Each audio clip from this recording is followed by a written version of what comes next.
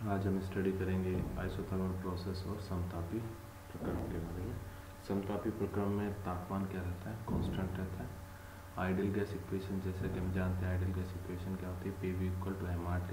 तो इस प्रक्रम में टेम्परेचर क्या रहेगा, कांस्टेंट रहेगा, तो T कांस्टेंट है। दूसरा, जिस भी गैस पे प्रक्रम होगा उसका लिए R की वैल्यू भी कांस्टेंट होगी और मास की वैल्यू भी क्या होगी, कांस्टेंट होगी। इसका मतलब mRT तीनों ही क्या है, कांस्टेंट है। इसका मतलब तीनों के कांस्टेंट से क्या कर सकते हैं, रिप्लेस कर सकते हैं।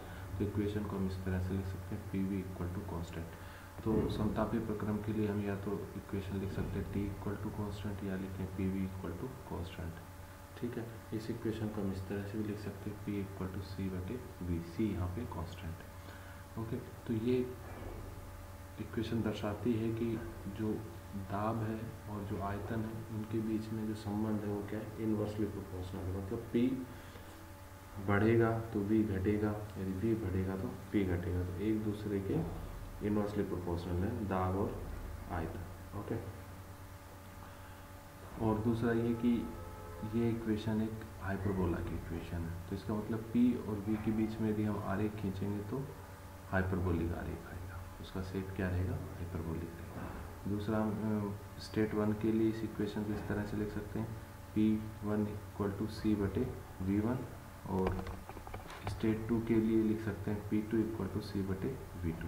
इन दोनों का रेशियो करेंगे तो P1/P2 = V2/V1। ओके, तो ये आपका एक समतापी प्रक्रम के लिए दाब और आयतन में क्या है, रिलेशन है। ओके, अब हम समतापी प्रक्रम के लिए वर्क ट्रांसफ़र और हीट ट्रांसफ़र फाइंड आउट करेंगे। तो फर्स्ट लॉ फॉर प्रोसेस क्या होता है, for close system, del Q = du + del W। Okay, और हमने जूल्स लॉ में पढ़ा था कि जो इंटरनल एनर्जी होती है, आइडियल गैस की जो इंटरनल एनर्जी होती है वो केवल किसका फंक्शन होती है, आपका टेम्परेचर का फंक्शन होती है। ओके, और इस प्रोसेस में क्या है, आइसोथर्मल प्रोसेस में टेम्परेचर क्या है, कांस्टेंट है। तो इसका मतलब T कांस्टेंट है, इसका मतलब U भी क्या होगा, कांस्टेंट होगा। और U कांस्टेंट होगा तो du क्या होगा, 0। तो U कांस्टेंट मतलब इंटरनल एनर्जी क्या है, कांस्टेंट है, तो इंटरनल एनर्जी में चेंज क्या होगा, 0 होगा। इसका मतलब du 0। तो ये du 0 यहाँ पे वैल्यू रखेंगे तो इक्वेशन हो जाएगा del Q = del W। इसका मतलब आइसोथर्मल प्रोसेस में जितना वर्क ट्रांसफ़र होगा उतना ही हीट ट्रांसफ़र होगा। ओके, और वर्क ट्रांसफ़र का क्या फॉर्मूला होता है क्लोज सिस्टम के लिए, del W = PdV।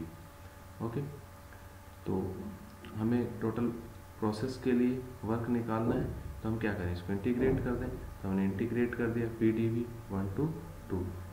ठीक है, और हमको यहाँ से देखते हैं P = क्या होता है, C/V। तो P की जगह पे हम क्या रख सकते हैं, C/V। तो हमने यहाँ पे ये वैल्यू पुट कर दी, तो इक्वेशन इस तरह से हो गई। अब C यहाँ पे कांस्टेंट है तो C को हमने इंटीग्रेशन से बाहर ले लिया। अब इसको इंटीग्रेट किया तो dV/V का जो इंटीग्रेशन होता है क्या होता है, log base e V, और यहाँ पे लिमिट्स लगा दी 1 से 2। ओके, अब ये लिमिट्स यहाँ पे पुट कर दी तो आपकी इक्वेशन इस तरह से हो गया। C तो पहले से बाहर था, लिमिट्स रखी तो क्या हो गया, log base e V2 - log base e V1। इसको इस तरह से लिख सकते हैं, log base e V2/V1। और C क्या है यहाँ पे, कांस्टेंट, और कांस्टेंट किसके इक्वल है, PV के इक्वल। तो यहाँ पे क्या रख सकते हैं, PV रख सकते हैं C की जगह पे। और फर्स्ट स्टेट के लिए PV का मान क्या होगा, P1V1 होगा। तो P1V1 log base e V2/V1। यदि ये इक्वेशन सेकेंड स्टेट के लिए लिखेंगे तो P2V2 log base e V2/V1। तो ये हो गया आपका आइसोथर्मल प्रोसेस के लिए वर्क का फॉर्मूला। ओके, दूसरा हमें पता है कि V2/V1 क्या होता है, V2/V1 = क्या होता है, P1/P2। तो V2/V1 की जगह पे हम क्या रख सकते हैं, P1/P2 रख सकते हैं। तो नेक्स्ट इक्वेशन में हमने क्या किया, V2/V1 की जगह क्या रखा, P1/P2। तो वर्क का फॉर्मूला ये भी हो गया, P1V1 log base e P1/P2 और P2V2 log base e P1/P2। तो ये भी हमारे वर्क के एक फॉर्मूले और ये भी आपके वर्क। तीसरा, PV = क्या होता है, mRT होता है। तो हम यहाँ क्या रख सकते हैं, P1V1 की जगह क्या रख देंगे, mRT1 log base e P1/P2, mRT2 log base e P1/P2। ठीक है, तो ये भी हमारे वर्क के फॉर्मूले। लेकिन ध्यान देने वाली बात ये है कि तापमान क्या रहेगा, कांस्टेंट रहेगा। इसका मतलब वन स्टेट पे भी टेम्परेचर T होगा और सेकंड स्टेट पे भी टेम्परेचर T होगा।